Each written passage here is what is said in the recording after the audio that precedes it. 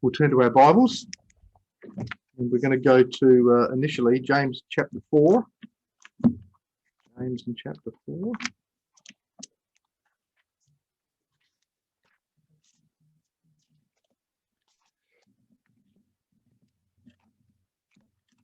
So online today, we have people from in different continents around the world. I see somebody from Holland, Helene, and Rahil from Australia, Johan from Aruba. And so if you said to those people, if you asked everybody here, what time is it? They would all give a different answer. So, you know, it's 10 past 11 on Sunday here. It's probably like 1 o'clock in the morning on Monday where Rahil is, and sort of a dinner time over in Europe. And so what time is it can be sort of a relative term. And here in Georgia, we went on to daylight saving probably about 3 weeks ago, I think. The United Kingdom and probably the rest of Europe went on daylight saving last weekend, and this weekend that we're on now in Australia, they came off of daylight saving and went back to normal time. So time is this sort of confusing thing, isn't it, as to you know, what is the time? And you know, when you go onto daylight saving, I don't know about the rest of you, but for about a week afterwards, you feel tired more for some reason, and sort of takes a week or so for your body clock to sort of adjust, I guess. Of course, there was a time when time meant something a little different, as far as time zones and all that kind of thing. For the longest time, people used the sun to determine what time it was, and so when the sun was directly overhead, that's when 12 o'clock was. And so what would happen is that when it was 12 noon in Washington DC, in New York City it was like 12:05, and in Pennsylvania it was 11:55 or something like that, and Atlanta was different, and Athens would have been different from Atlanta, and all this. And so every city had its own sort of time, which back in the 1800s, I guess, didn't matter too much because people didn't travel a lot and they didn't travel fast. It took a long time to get anywhere, and so you weren't sort of crossing time zones at any sort of speed. Anyway, 1800s come along and the railroads are getting going, and people are traveling more and they're going faster and all that sort of thing. And so in 1883, the United States changed its time system to what we have today, which is 4 distinct time zones: Pacific, Mountain, Central, and Eastern time. And if you lived in that same time zone, then you all had the same time. So as we know right now, it's the same time in New York as it is here, and the same time in Florida as it is here, and California's 3 hours behind, and all this sort of thing. We know all these time zones, and that was created because the railroads couldn't get their scheduling right, because every city had a different time. So imagine trying to figure out when you're going to arrive in a different town when every town was on a different time. So that's sort of why that all came to pass. And then the following year, 1884, they established the 0 degree longitude, the prime meridian, which was established at Greenwich in London in 1884. Actually, at the observatory in London, in Greenwich, is where the 0 degrees is, and you're either east of that or you're west of that, depending on where you are. And so time became something that perhaps we thought we could control and we could standardize it. And and maybe use it in certain ways. So they used it to have this synchronization of the railroad scheduling. So that was the first thing that it was for, and we've used it for a million things since.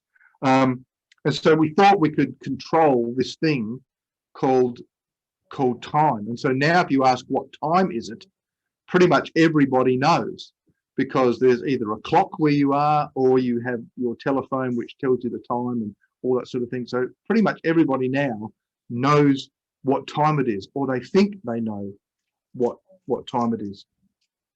So if you look in James chapter 4 and verse 14, actually 13, James 4:13 says, "Go to now, you that say, today or tomorrow we will go into such a city and continue there a year and buy and sell and get gain. Whereas you know not what shall be on the morrow, for what is your life? It is even a vapor that appears for a little time and then vanishes away."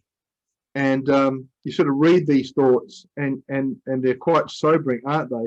You know, we think, you know, tomorrow I'm going to do this, and I'm going to go to work, and I'm going to go to school, I'm going to do this, that, and the other thing.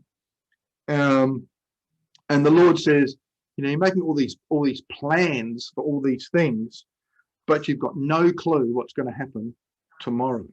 You've got no clue what's going to happen in an hour's time. You really haven't. You think you might know, but you don't really. And so the longer you live,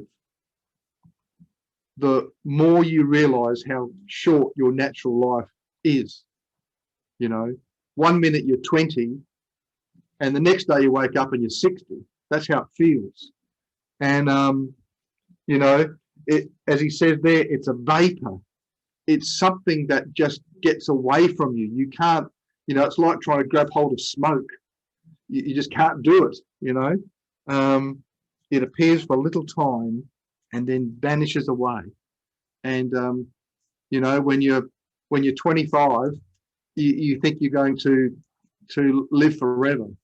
And then when you get to 60, you might think, forever is not such a long time as far as this natural life is concerned. You know, there's not a lot of time, left. You know, a quote in Psalm 89 says, "Remember how short my time is. Wherefore hast thou made all men in vain?" And so, given that our life is so incredibly short, wouldn't that mean that we should make the most of the time that we have, realizing that it's always later than you think? And it's true when daylight saving comes, isn't it? I mean, I found myself, you know, you think, okay, I'll finish work at, you know, 4:30 or something, and I think, oh, I'll go outside and I'll do some work outside for a little while before dinner. And the next thing you know, Ange comes outside and she goes, you know, it's 7:15, right? And so the sun's still up, and so time just gets away from you. So it's always later than what you think. If you're on your deathbed, you know, I've read some things in the past where people have sort of asked people that are close to passing on, you know, whether they had any regrets or something, you know, and no one ever says on their deathbed, I wish I'd worked more. I wish I'd done more overtime. No one ever says that. I wish I had greater possessions. You know, what do possessions mean at such a time? They're just nothing, are they? They're just not important at all. We know what's important: following the Lord, doing the things that the Lord wants us to do. They're going to be the things that will see you through. Money will not see you through. Possessions will not see you through.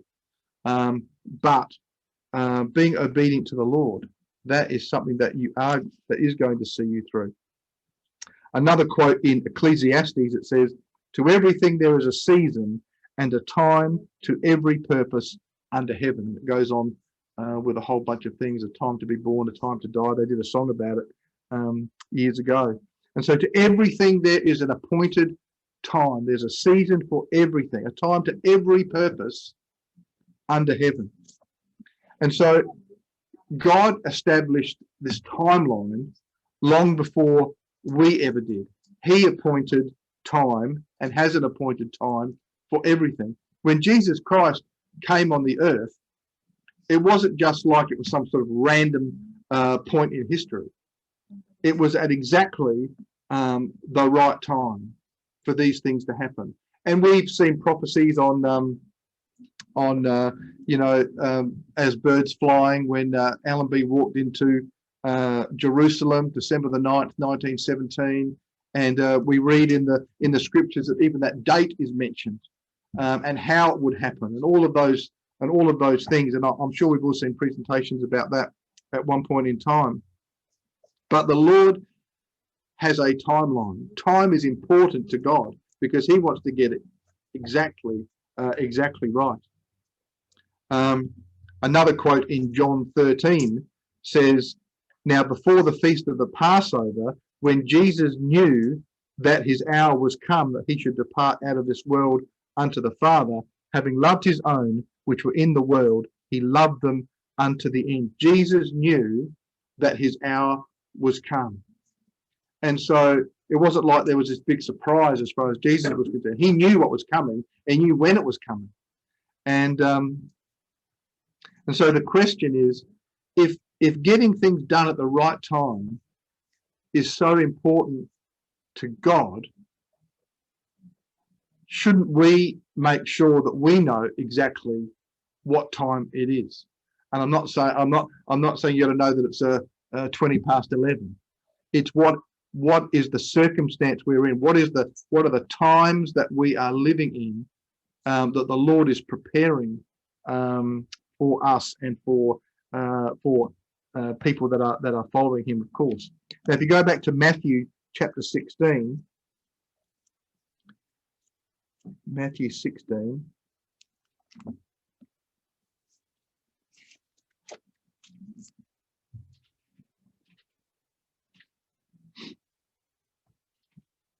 Just a little verse here. In verse 1, Matthew 16 says, "The Pharisees also with the Sadducees came, and tempting desired him that he would show them a sign from heaven. And he answered and said to them, When it is evening, you say it will be fair weather, for the sky is red. And in the morning it will be foul weather today, for the sky is red and lowering. O ye hypocrites, you can discern the face of the sky, but can you not discern the signs of the times?" And so, like I said, most people, if you ask them what time it is, they'll know exactly what time it is, or they can find out in a couple of seconds by looking at their device. But they're clueless as to the times that we live in and the signs around. They're probably not clueless to the signs. They see what's going on. People know what's happening in the world.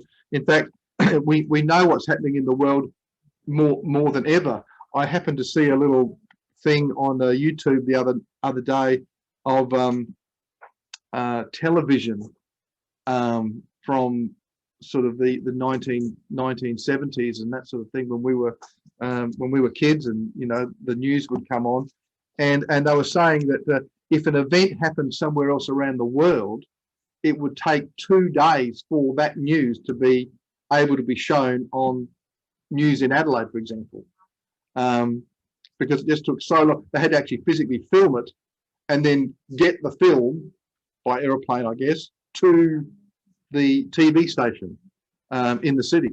And so things would happen and you didn't even know that they were happening for a couple of days. But that's not the case anymore. You watch stuff as it's happening. Within minutes of an event taking place, 3/4 of the world know about it, sort of thing. And so we might not know what time it is. We might know what time it is, but we're clueless to what's going on around about us as far as what it means from God's point of view. People know there's trouble everywhere. It's obvious what's happening out there. Pestilence is obviously one that's on everybody's mind. Diseases. There's one disease that probably 99% of the population know about. There's earthquakes everywhere. You know, they're even having earthquakes in the middle of the United States these days. There's unrest.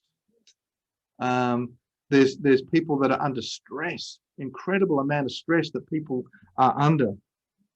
A feeling of hopelessness, a feeling of uncertainty in people in the world today, and yet they're clueless, and they don't see what great power, hope, and joy is available to them if they would just recognize what these things mean. And yet they're just seen as, you know, isn't that terrible?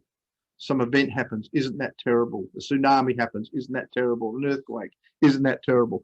But we'll look at it and think, hey, this is part of God's plan. This is part of His purpose. We know about all of these things. And so Jesus is saying here, you know, you can see what's going on. You know that tomorrow is going to be a nice weather day or a bad weather day. You know, we see all the buds coming on the trees, and so spring is here and all that kind of stuff. We see all that stuff, and yet you cannot discern the signs of the time. We've got to be able to discern the signs of the times ourselves. Okay, we're going to go to Romans 13 now, sort of continue that little thought. Romans 13.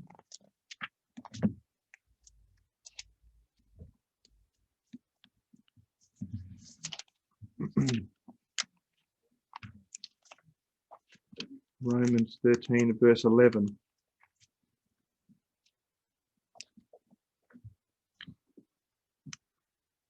says, and that knowing the time, it is that now it is high time to awake out of sleep, for now is our salvation nearer than when we believed.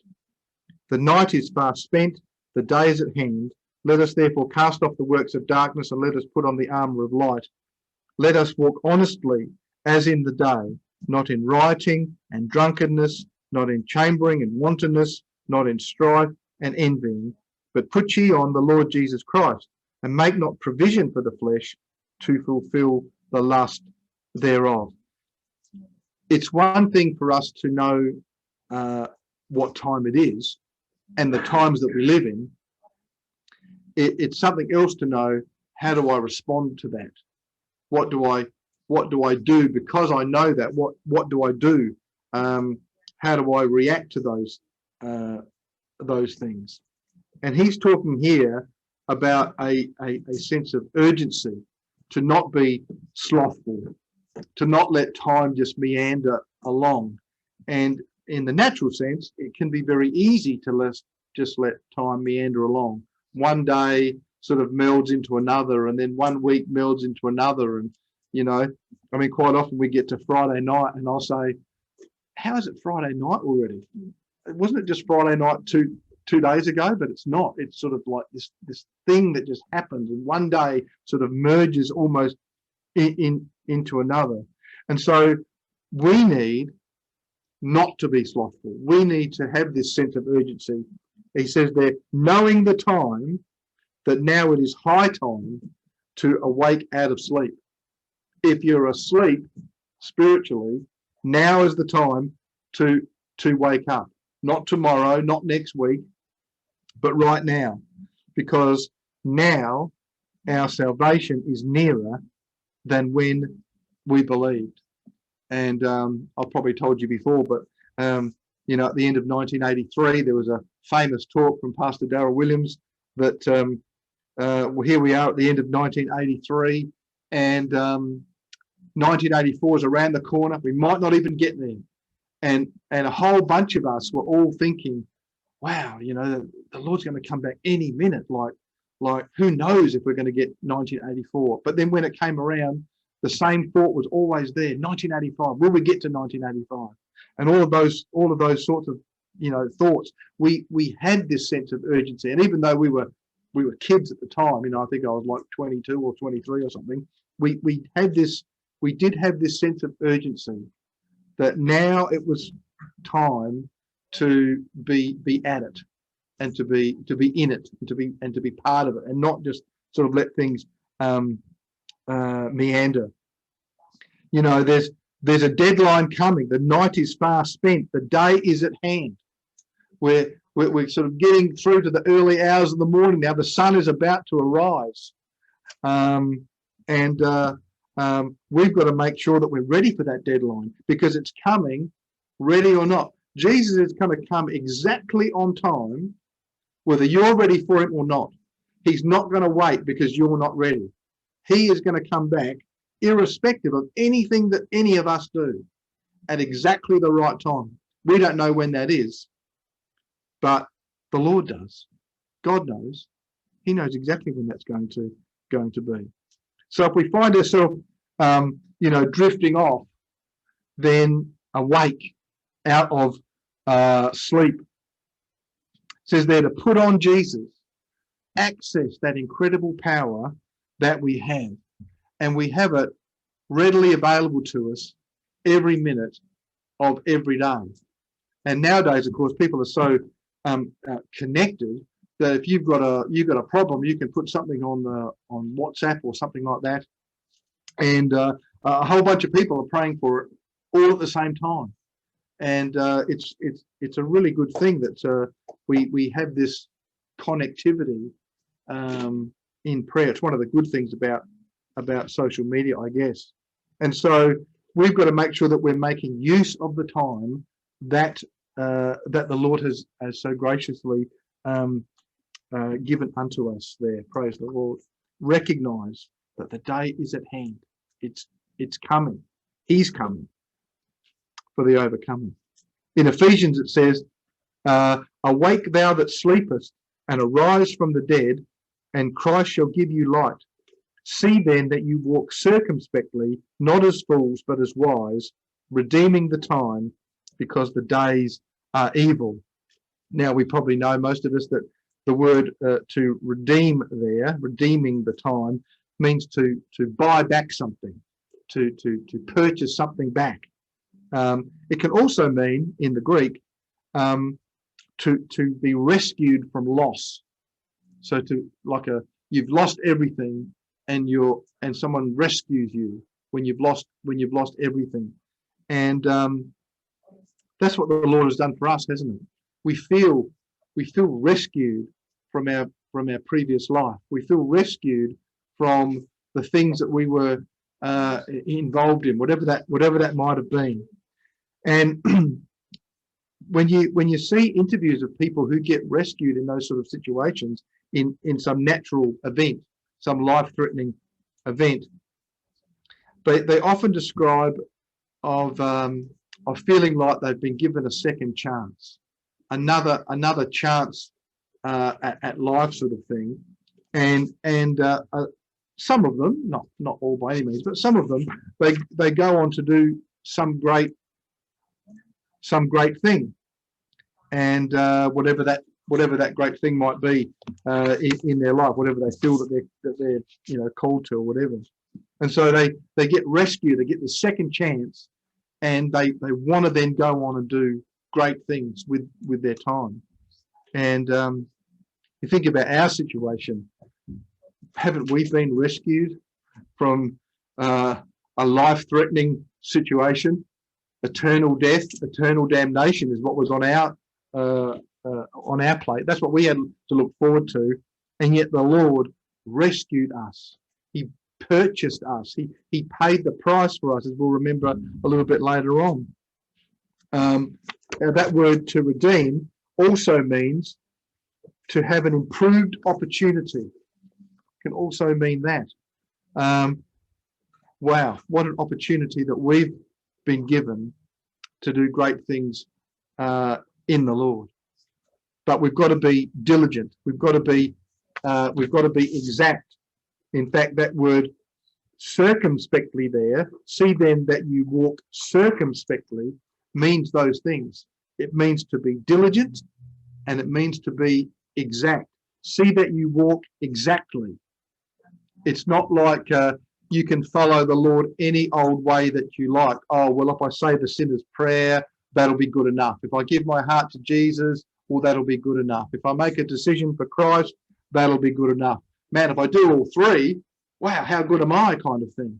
And the Lord is not interested in those things. I want you to walk exactly, do things properly, not as fools, but as wise. Be wise about the things that we do.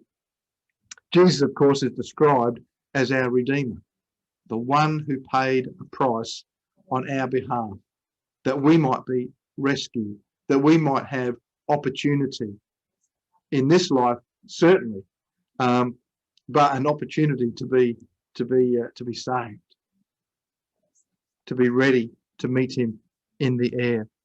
Praise the Lord. Okay, let's look in Matthew 25. So this is a story we've looked at, I guess, a few times. It's one of my favourites. It's the story of the 10 virgins there. Jesus often sort of spoke in these parables to get a point across. And in verse 1 of Matthew 25 says, "Then shall the kingdom of heaven be likened to 10 virgins, which took their lamps and went forth to meet the bridegroom. 5 were wise, and 5 were foolish. And they that were foolish took their lamps, and took no oil with them. But the wise took oil in their vessels with their lamps. And while the bridegroom tarried, they all slumbered and slept. And at midnight there was a cry made, Behold, the bridegroom comes, go you out to meet him. Then all those virgins arose and trimmed their lamps. And the foolish said to the wise, Give us of your oil, for our lamps are gone out. But the wise answered, saying, Not so, lest there be not enough for us and you, but go you rather to them that sell, and buy for yourselves. And while they went to buy, the bridegroom came, and they that were ready went in with him to the marriage, and the door was shut. And afterward came also the other virgins, saying, Lord, Lord, open to us.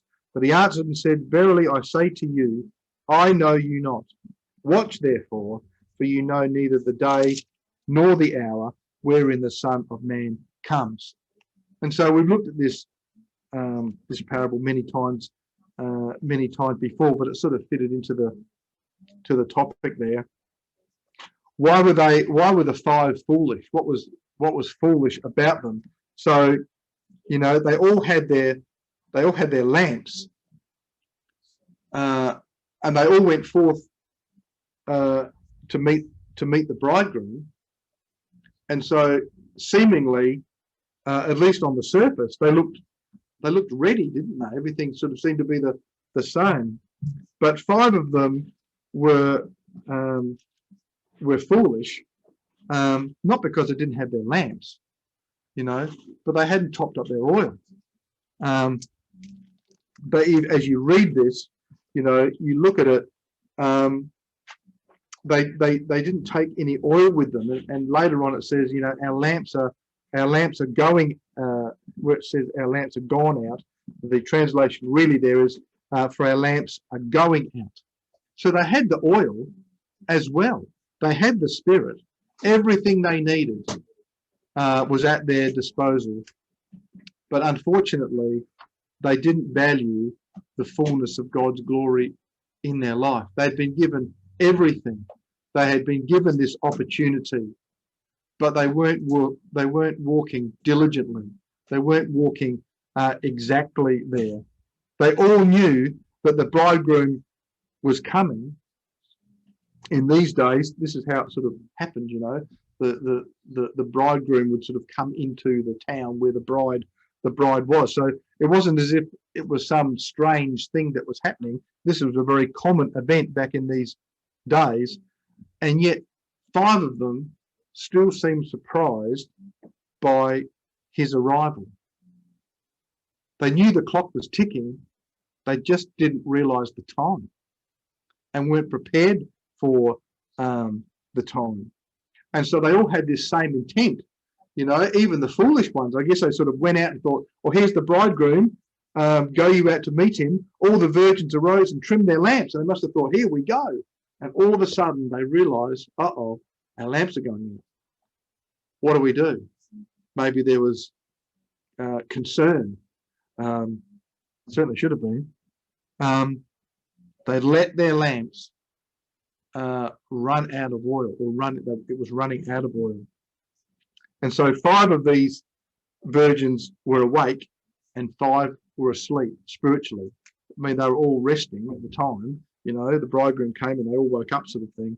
But 5 of them were actually awake spiritually to what was happening.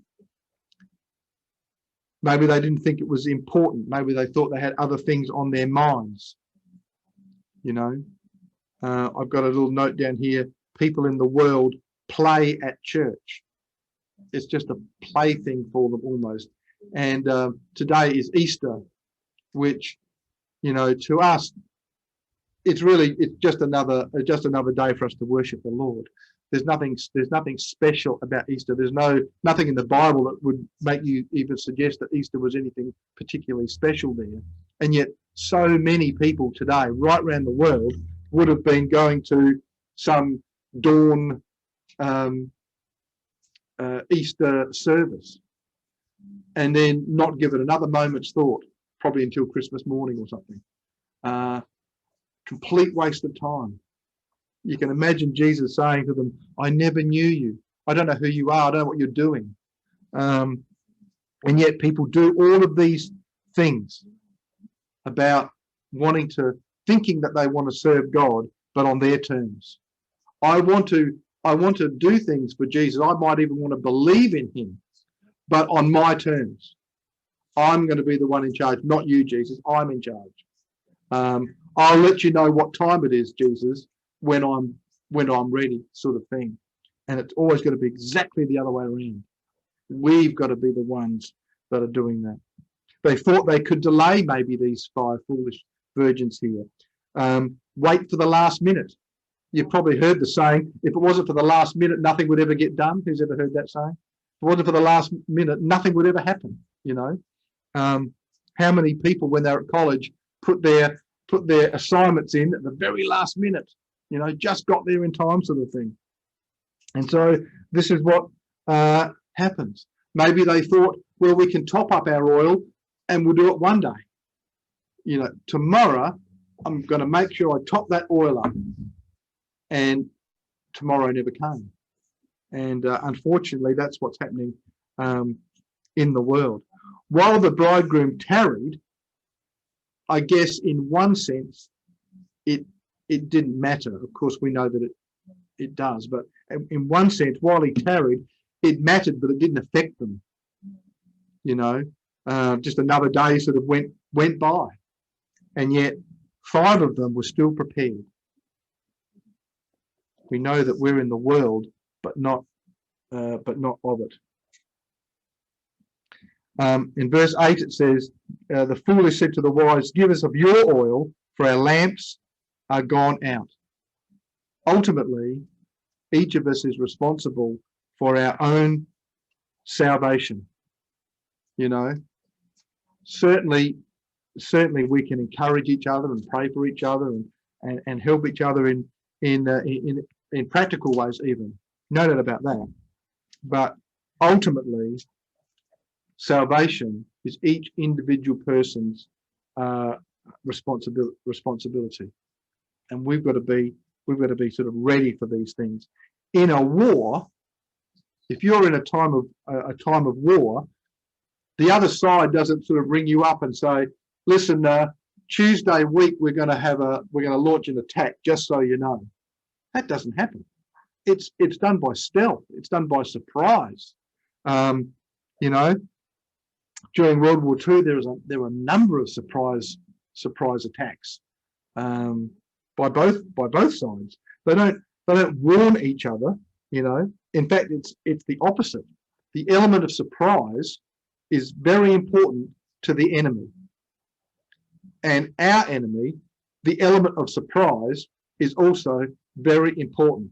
He wants us to be surprised. He wants us to be like the 5 foolish virgins here. Think that you're sort of all right. Well, I've got my lamp and I've got a little bit of oil. I'm probably going to be all right. That's what he wants. That's what he wants to think. He wants it to be a surprise. and for us not to be prepared. He wants it to be, you can always prepare tomorrow.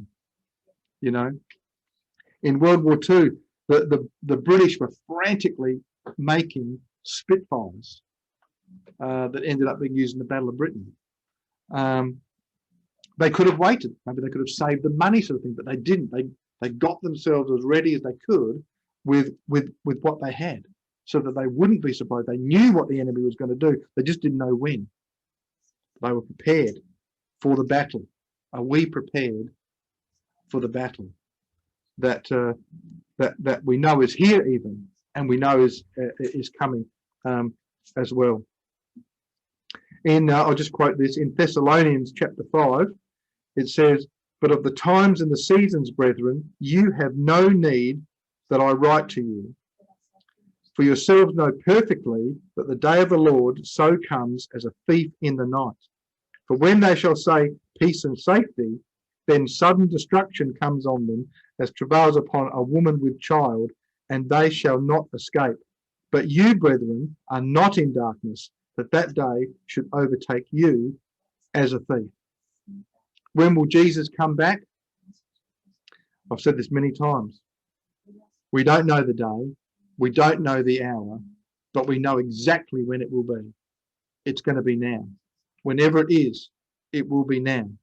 When he's coming back and we see it, we'll be able to say, he's back now. And we've got to be ready for now, because in our time, on our clock, the time's going to be now. That's when we have to be ready. Right now is when we've got to be ready. Not tomorrow. Jesus will never, ever, ever come back tomorrow. Ever. It will always be right now that he comes back.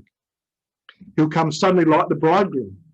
Are we going to be wise, or are we going to be foolish? Are we going to be frantically running around looking for oil? Too late. Can't look for oil then. The door was shut. Got to make sure that we're not overtaken, as it said there. You, brethren, are not in darkness, that day should overtake you as a thief. We don't want to be overtaken.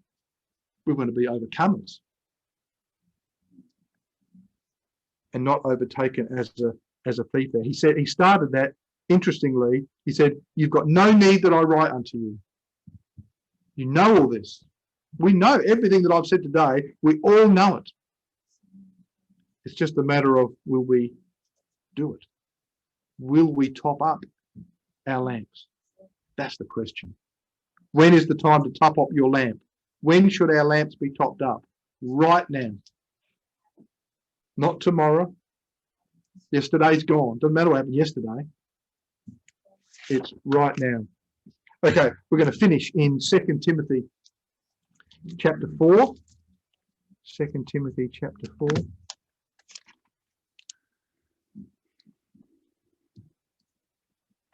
And verse 1. 1 Timothy chapter 4 and verse 1. Good? Okay.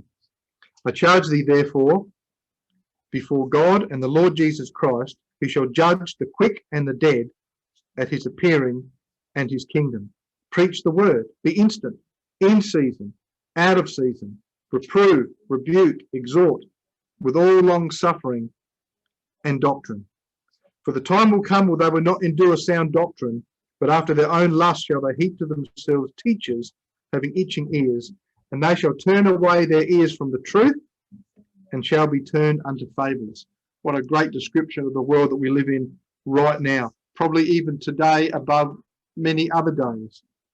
Millions, billions perhaps, of people right around the world have been listening to fables all morning, unfortunately. They'll turn their ears away from the truth, that I can listen to some story that some bloke made up. "But you watch in all things, endure afflictions, do the work of an evangelist, make full proof of your ministry." Make full proof of your ministry. Make the most of every opportunity that you have. "For I am now ready to be offered, and the time of my departure is at hand. I fought a good fight. I've finished my course. I've kept the faith. Paul had no doubt, I think, that he had redeemed the time, that he had walked circumspectly, diligently, exactly. From the man that he was as Saul, and how he's described there, to the man he became as Paul. Paul knew exactly what time it was. Yes, he knew it was his time to be offered, and the time of his departure was at hand. He knew that the end of his natural life was upon him. But because he had fought this good fight, he knew the rewards. In verse 8, henceforth there is laid up for me a crown of righteousness, which the Lord, the righteous judge, shall give me at that day, and not to me only, but unto all them also that love his appearing. Do thy diligence to come shortly to me, for Demas has forsaken me, having loved this present world, and is departed to Thessalonica, Crescens to Galatia, and Titus to Dalmatia. Whether it seemed like a good time or not, Paul always seems prepared to share the good news. There's that story where he goes to a town and he goes down by the river because that's where people would go to pray. And so he put himself in situations where there was this opportunity to talk to people. You read here about Demas. He has forsaken me, having loved this present world. Demas was all about now, but this now. He was about the here and now. He was about making things good for Demas in the natural. Lovers of pleasure more than lovers of God. The problem with Demas was he forgot what time it was. He totally forgot. He had his opportunity and he just forgot the time. He forgot the urgency that he needed to display. Who knows why he went to Thessalonica? What was there in Thessalonica? Family, maybe. Maybe somebody got in his ear. Maybe some business opportunity. Who knows what it was? But he goes there and forsakes all because of something that he was after. You know, we can't be like that. In Matthew 24 it says, "Therefore be ye also ready, for in such an hour as you think not, the Son of Man comes." We've got to be ready for it, even though it's an hour that we think not. You know, it's funny, every time somebody, over the years, I think there was one well-known one that I can remember. It was probably about, I don't know, probably about 75 or 76 or something, that some group was saying that, you know, on this particular date that that Jesus was coming back. And I mean, I didn't know anything about those things in those days, but anybody that says this is exactly when Jesus is coming back, you can be pretty certain that's not going to be the one, because no man knows the day nor the hour there. So what do we do? What do we have to be wise, like those 5 wise virgins were? We've got to be diligent. We've got to be exact. We've got to watch. And but even watching, that's one thing, but watch and be ready, Jesus says. You've got to do both. You can't just watch. In the watching comes readiness and doing things to be ready. Keep your oil topped up. Don't let it go down, you know. You're not going to have time to run around looking for oil. Who's got some oil? Who's got some oil? The 5 foolish virgins found out you can't do that. Go to them that sell and buy for yourselves. That's what you've got to do. How do you do that? Well, you get on your knees and you buy for yourself. You come to meetings and you're buying for yourself. You listen or operate the gifts of the Spirit. You're buying for yourself. You know, all of those things build us up. Know the times that we're living in, because one thing is absolutely sure about time, and that is it's always later than you think. You know, it's always later than you think. It's slipping away day by day in the natural, but whatever you do, don't let it slip away in the spiritual. Be ready, be wise, keep your topped up. And all the people said, Amen.